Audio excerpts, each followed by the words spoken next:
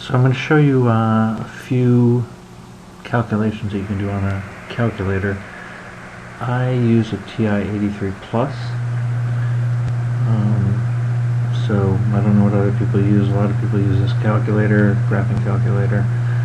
It's got some functions that are helpful. I'm going to show you a couple of things. Permutations, combinations, factorial. There's a button right here, math, and if you click on this button, so if you see my cursor, I'm going to be clicking as if a finger were on it. So I get math, and it's got these different things up here: math, num, cpx, perb. And if I scroll with these arrows here, I can get to the different menus up on the top. PRB is probability, and you can see here is notations from the book or from the notes. We've got this NPR, so permutations of things, n in a group taken r at a time, combinations of n objects taken r at a time. Here's the factorial, so we can do calculations using these buttons. Let's take an example. I've got there's 26 of you in class.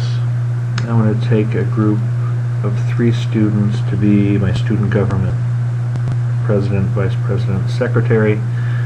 That's permutations of 12 items, or sorry, 26 people taken 3 at a time. How many possible governments do we have? I can enter 26, get math, scroll to probability, scroll down to permutations, because the order matters here, with the different positions. Press enter, and then hit 3. So that's 26 permutations, 26 people taken 3 at a time where order matters. Enter, I get this number, 15,600.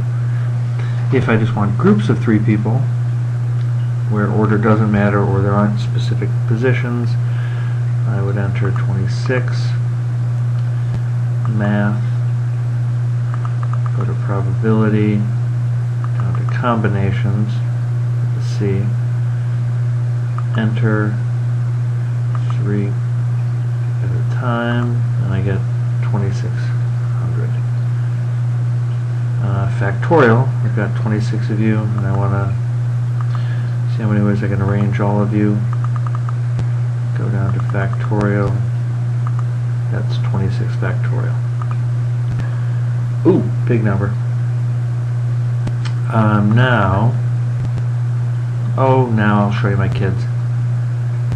I apologize for those of you who think your kids are beautiful, but my son and daughter, my son on the right, Desmond, who's 5.5 months, my daughter Olive, who's 3 years old, they're the 2 most beautiful children ever made, and I feel bad. My online students don't really get to hear all my bad stories about idiot college roommates or my beautiful wife and kids. So I feel you're left out in a way. So here are my kids. Aren't they cute? So now you've almost had the real experience of having a face-to-face class with me. Oh, there they are. They're so cute. Anyway, back to the calculator. Another thing people have been expressing some concerns about is the number E, or this E that shows up in the Poisson probability formula.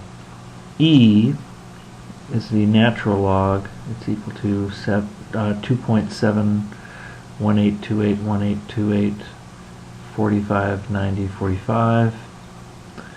On most scientific and graphing calculators, there'll be a functionality for the number E here on